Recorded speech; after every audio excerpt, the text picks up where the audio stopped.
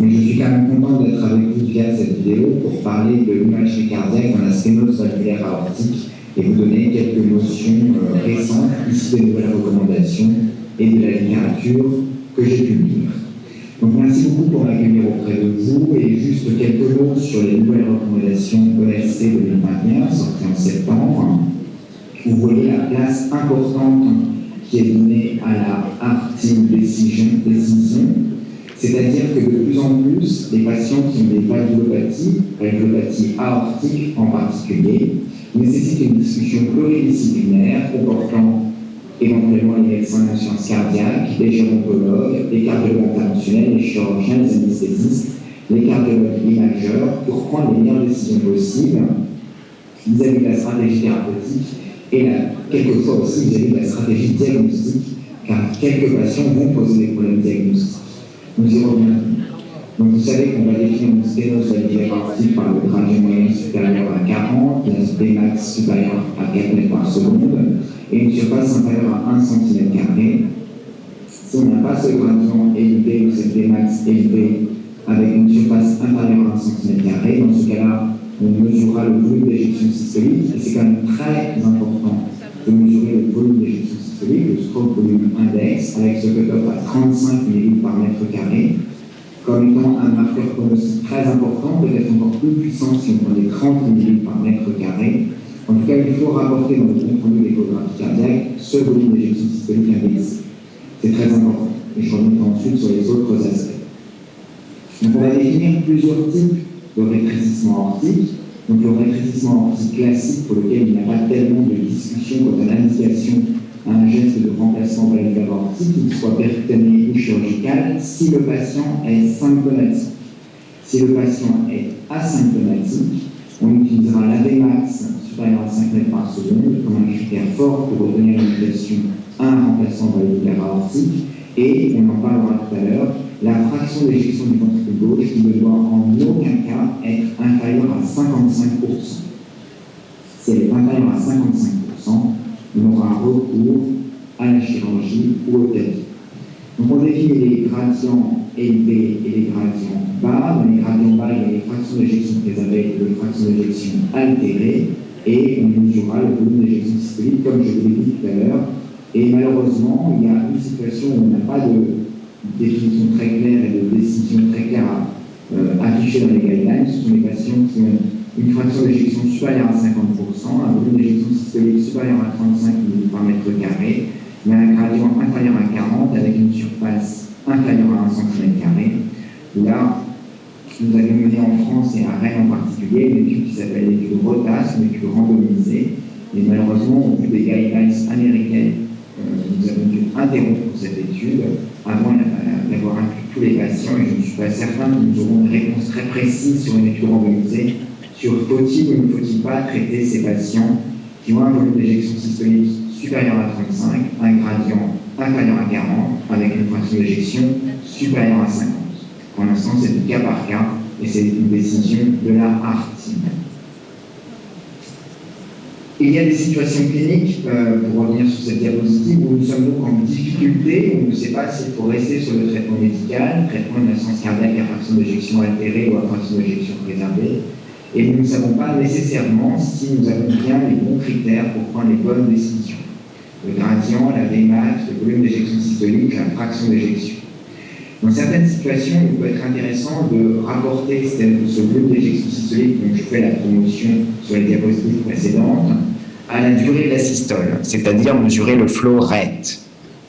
Et il y a un certain nombre de papiers dans la littérature, dont des papiers récents, qui laissent penser que ce flow rate, ce volume d'éjection systolique rapporté à la durée de la systole, est un paramètre pronostic qui peut être intéressant et qui peut-être peut nous aider à prendre une décision pour le traitement chirurgical ou interventionnel versus le traitement médical, en particulier si le flow rate est inférieur à 200 ml par seconde.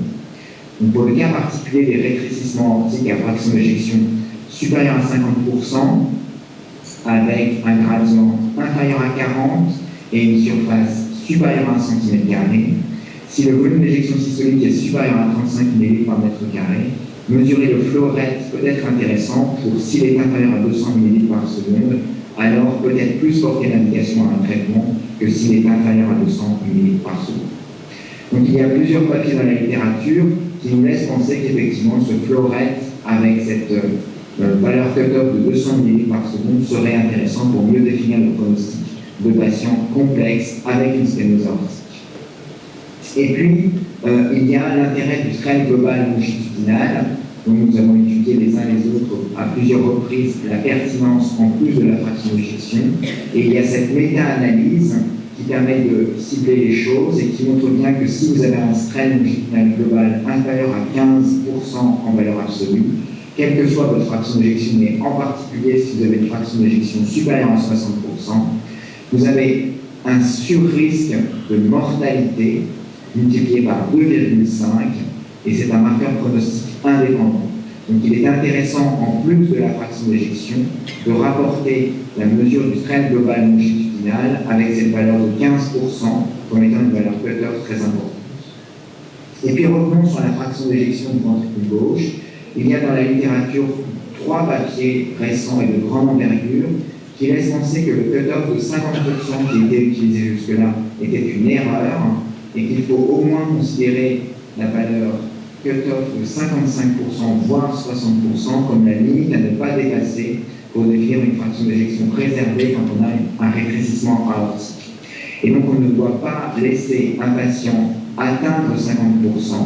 on doit opérer le rétrécissement aortique quand la fraction d'éjection atteint 55%, car comme vous voyez sur ces différentes courbes de survie, le fait d'avoir une fraction d'éjection qui est entre 50 et 55% est associé à un clair surrisque d'événement, et donc il ne faut pas attendre cette valeur de 50% pour proposer un remplacement. Dès 55%, les nouvelles guidelines incitent à proposer un geste de remplacement valvulaire, et il y a des papiers qui laissent penser même qu'il faudrait ne pas descendre en dessous de 60%.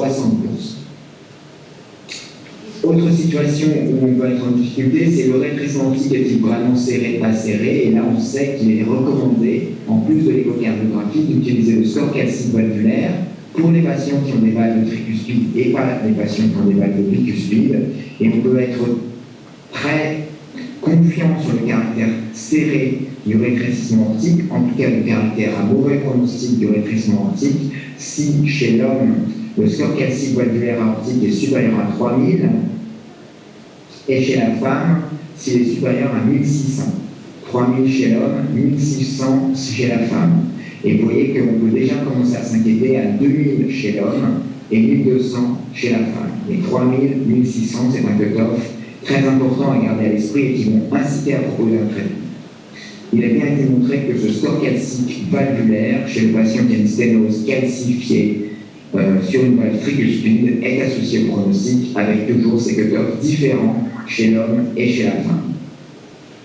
Pour autant, la valeur de ce score calcique à l'échelon individuel reste discutable, et en particulier chez les patients qui ont des rétrécissements aortiques à bas gradient et à fraction d'éjection préservée, où leur valeur pronostique n'a pas nécessairement été démontrée. Donc c'est un outil en plus qui va aider l'imageur, le cardiologue qui fait l'échocardiographie et qui reste sans doute après son évaluation clinique et échocardiographique, mais ça n'est pas le seul critère qu'il faut prendre en compte.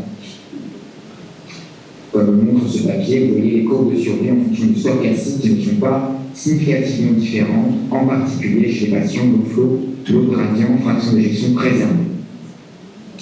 Donc finalement, ce qui va être important, c'est d'avoir une vision assez globale du patient qui a un rétrécissement valvulaire aortique. Savoir à quel stade de sa maladie le patient se situe et, si possible, opérer le patient par voie percutanée ou par voie chirurgicale lorsqu'il est en stage 1, c'est-à-dire lorsqu'il a déjà des signes cliniques qui vont apparaître, lorsque sa fraction d'éjection est inférieure à 60%, son strain s'altère,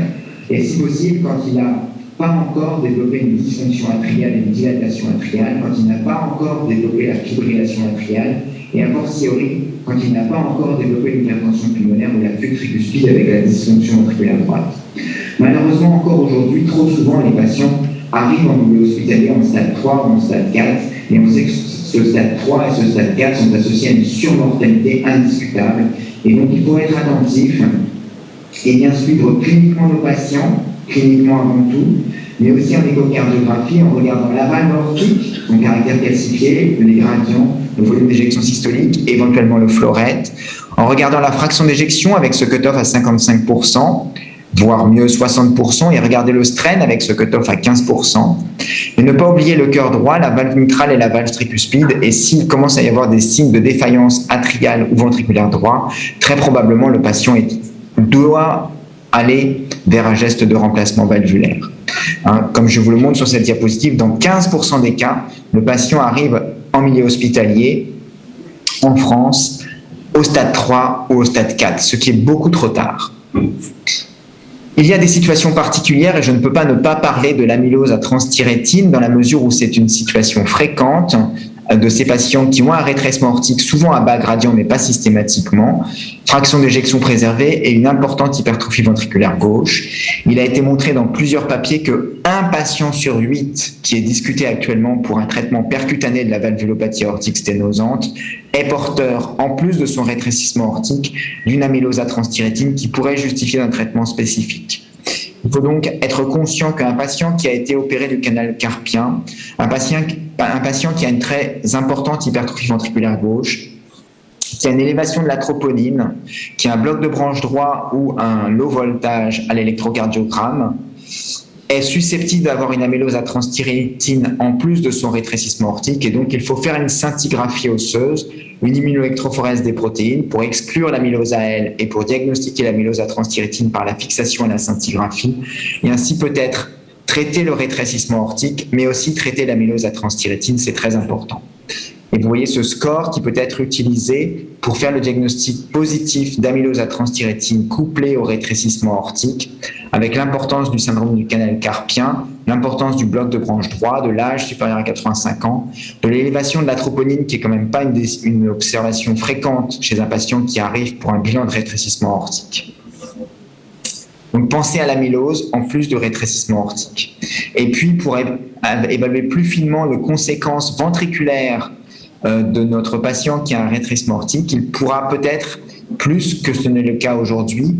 être utilisé bien sûr le strain global longitudinal qui ne fait pas perdre de temps lors de l'échocardiographie et qui est très robuste et qui a une valeur pronostique indépendante. Mais il y a aussi des éléments pour penser que peut-être le T1 mapping et le volume extracellulaire quantifié en T1 mapping peuvent apporter une information pronostique très utile sur la capacité du ventricule gauche à se remodeler en post-remplacement valvulaire. Et tout ceci ira sans doute dans le sens d'un traitement plus précoce des sténoses aortiques, peut-être avant les symptômes chez des patients qui ont des critères de risque en strain, en T1 mapping, mais pour l'instant, nous gardons le principe de traiter que les patients symptomatiques ou avec une Vmax supérieure à 5 mètres par seconde ou avec une fraction d'éjection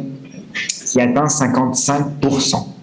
Donc, je vous remercie beaucoup pour votre attention. J'espère que ma présentation vous a été utile. Je pense qu'il faut vraiment regarder la valve aortique avec attention, savoir si elle est bicuspide ou tricuspide. Mais il ne faut pas que regarder la valve aortique, il faut regarder les conséquences ventriculaires, mais aussi atriales et sur le cœur droit. Il faut s'intéresser au volume d'éjection systolique et peut-être aller plus loin dans certains cas avec le volume d'éjection systolique rapporté à la fréquence, à la durée de la systole, c'est-à-dire le flow rate. Plaidoyer important pour la mesure du strain global longitudinal, sans oublier bien sûr le score calcique valvulaire et le T1 mapping en IRM pour des patients vraiment difficiles. Et pensez à l'amylose qui est associée au rétrécissement aortique dans 1 patient sur 8 de plus de 80 ans. Je vous remercie et je reste à votre disposition pour plus de questions. Merci beaucoup et bon congrès.